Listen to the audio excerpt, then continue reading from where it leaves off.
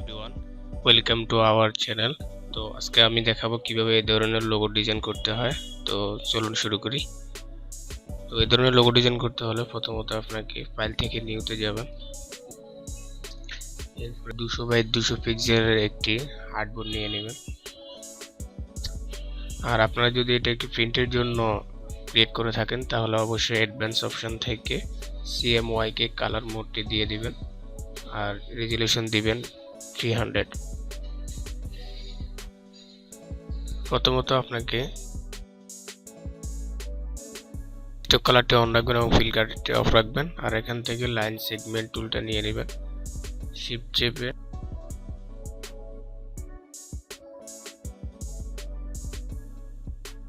এরপর এটাকে অল্টার চেপে কপি করে শিফট চেপে সোজাসুজিভাবে একটি লাইন নিয়ে নেবেন। এরপরে কন্ট্রোল ডি চেপে ওগুলোকে কপি করে নেবেন। আমি এখানে 10টি লাইন নিয়ে নিলাম। মাউসের রাইট বাটন ক্লিক করে অবশ্যই এটা গ্রুপ করে নেবেন যাতে করে এদিক সেদিক নাড়াচাড়া করলে এলোমেলো না হয়ে যায়। তো এগুলোকে পুরোটাকে সিলেক্ট করে আমি কপি করে নিলাম। কপি করার পরে এটার উপরে আমি পেস্ট ইন ফন্ট দিয়ে দিলাম। এরপরে শিফট চেপে এটাকে ঘুরিয়ে নেবেন। তো এটা দেখার সুবিধার্থে এখান থেকে ইলিপস টুলটা নিয়ে নেবেন। ইলিপস টুল সিলেক্ট থাকা অবস্থায় শুধুমাত্র ইলিপস টুলটাকে সিলেক্ট করবেন। এরপরে এডিট থেকে কপি করবেন, কপি করে পেস্ট ইন ফন্ট দিয়ে দিবেন।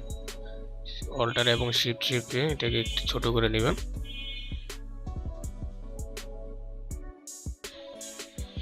আমি এটাকে একটু বড় করে নিলাম যাতে করে দেখতে সুবিধা হয়। এটা পুরোটাকে সিলেক্ট করে শেপ বিল্ডার টুলটি নেবেন। শেপ বিল্ডার টুলের শর্টকাট আপনারা কিবোর্ড থেকে শিফট এম চাপ দিলে চলে আসবে।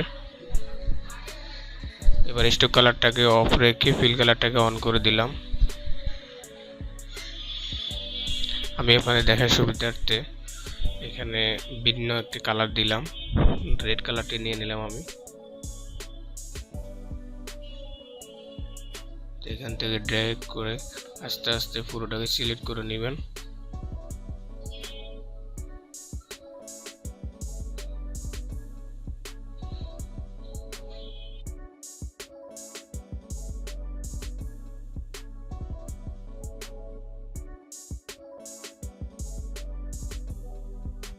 এটাকে স্লোলি ভাবে সিলেক্ট করবেন। অল্টার চেপে এটাকে জুম করে নেবেন। অল্টার চেপে জুম করে নিয়ে স্পেস বাটনটাকে চেপে এদিক সেদিক নাড়াচাড়া করে পুরোটাকে একদমই সলিড ভাবে সিলেক্ট করে নেবেন।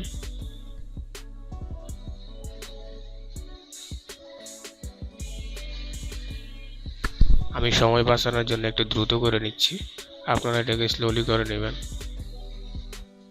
পুরোটা সিলেক্ট হয়ে গেলে লাইনগুলোকে ডিলিট করে দিবেন। তো আমি যদি একটা একটা করে লাইনগুলোকে ডিলিট করি তাহলে আমার অনেক সময় লেগে যাবে, সেজন্য আমি লাইন ম্যাজিক 1 টুলটা নিয়ে একটাকে সিলেক্ট করলাম, পুরোটা সিলেক্ট হয়ে গেল।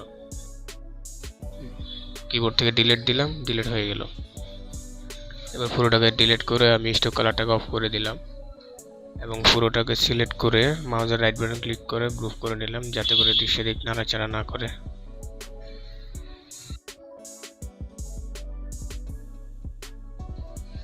তো এবার আমরা এটাকে একটি গ্রেডিয়েন্ট কালার দিয়ে দিব যাতে করে এটা দেখতে সুন্দর দেখায়। তো আমি গ্রেডিয়েন্ট কালার থেকে আমি লিনিয়ার গ্রেডিয়েন্টটা নিয়ে নিলাম। প্রথম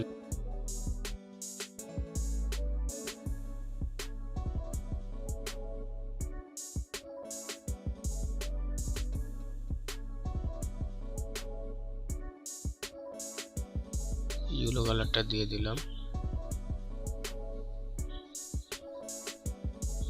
উপর থেকে ড্র্যাগ করে আমি কালারটা দিয়ে দিচ্ছি। চাইলে উপরের কালারটা আপনি নিচেও দিতে পারেন, সেজন্য আপনি নিচ থেকে ড্র্যাগ করে নেবেন। তো আশা করি আপনারা এই ভিডিও থেকে কিছু হলেও শিখতে পারছেন। আর অবশ্যই আমাদের চ্যানেলটি সাবস্ক্রাইব করবেন আর পাশে থাকা বেল আইকনটি বাজিয়ে দিবেন।